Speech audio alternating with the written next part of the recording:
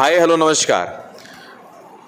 IBPS RRB notification out है और इस बार मुझे लगता है कि लोगों में वो जोश, वो उमंग नहीं है जिसका बेसब्री से आप लोग इंतज़ार कर रहे थे, वो नहीं बन पा रहा है।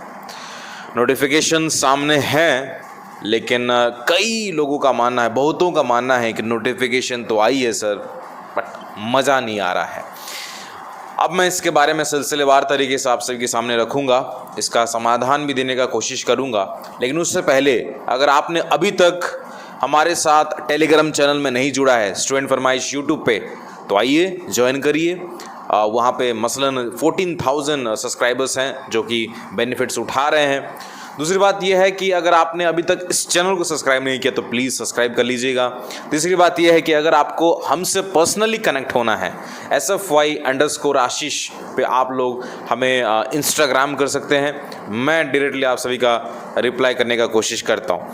एनीवेज, आते हैं मुद्दे की बात करते हैं। नोटिफिकेशन आई है, लेकिन ऐसा लग रहा है कि नोटिफिकेशन नहीं आई है। What does it mean? ये दिखाता है दोस्तों कि लोगों को पता था ऑलरेडी।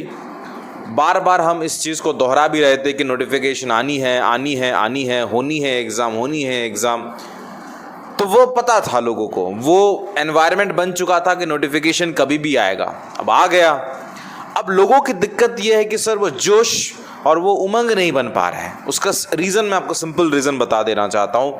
वो रीज़न है कि आपको नोटिफिकेशन तो दिख रहा है, बट नोटिफिकेशन में प्रिलिमिनरी एग्जामिनेशन की डेट नहीं दिखाई दे रही है। नोटिफिकेशन में वैकेंसीज क्लियर भाव से स्पष्ट पता नहीं चल रहा है, राइट। अब ये दो ऐसे बड़े कारण हैं जिससे शायद कई एस्पायरेंट जो हैं वो अभी तक पढ़ाई शुरू नहीं किया है लोगों ने। देखिए बॉस, मैं एक चीज़, साधारण सा चीज़ मैं आप सभी को समझाना चाहता हूँ। अगर मान लो तमिलनाडु में 100 वैकेंसीज आई है, राइट, तो तमिलनाडु में आप मुझे बताइए कि 100 × 10 या 100 × 20 मसलन 2000 लोग ऐसे नहीं होंगे क्या? 2000, सिर्फ 2000 लोग ऐसे नहीं होंगे क्या जिन्होंने पढ़ाई स्टार्ट कर ली होगी?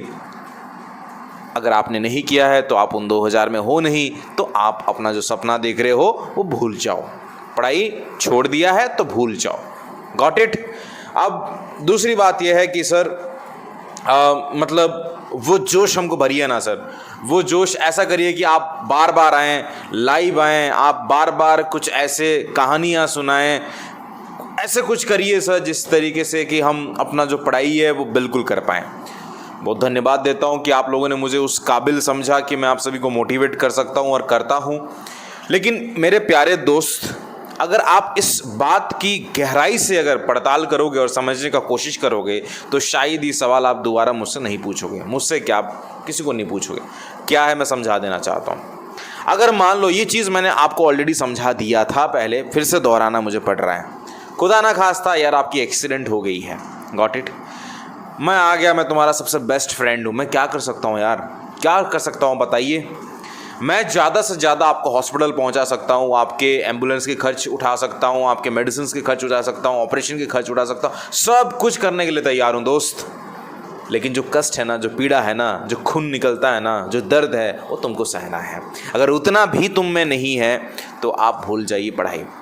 स्ट्रेट कट टू कट हमेशा मैं बोलता हूँ, लोगों को यहाँ तक पहुँचता है और वही लोग सिलेक्शन ले जाते हैं। और जिनको कैजुअली लगता है कि यार अब क्या ढूंढ रहे हो। अब तो सबसे दिक्कत वाली बात यह है कि पढ़ाने वाले वीडियोस में लोग आते नहीं हैं, अब कहानियाँ सुनने के लिए लोग हाजिर हो जाते हैं।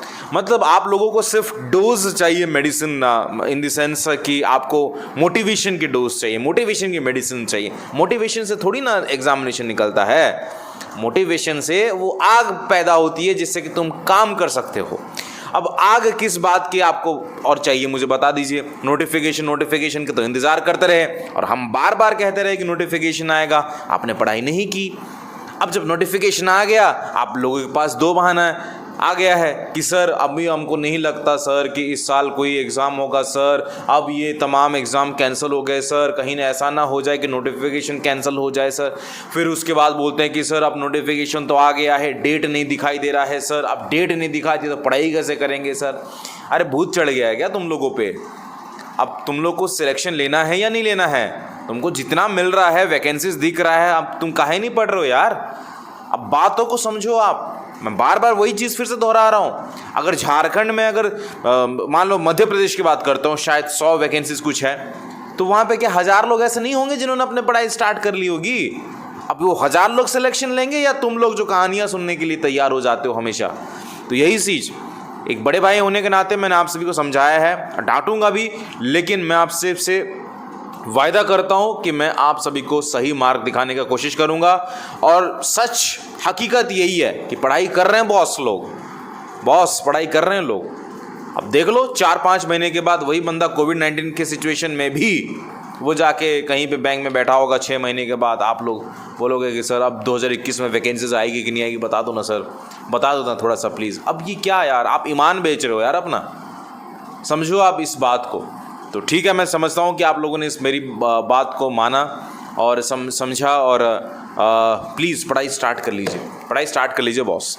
मिलता है नेक्स्ट वाले वीडियो पे, तब तक लीजिए हिंद, जय भारत, शब्बा खैर, लव शेयर करके ध्यान दीजिएगा। Take care, bye bye. Ashish भाई आएगा, हमेशा डांटेगा और आप लोगों को कहेगा कि आप पढ़ाई करो।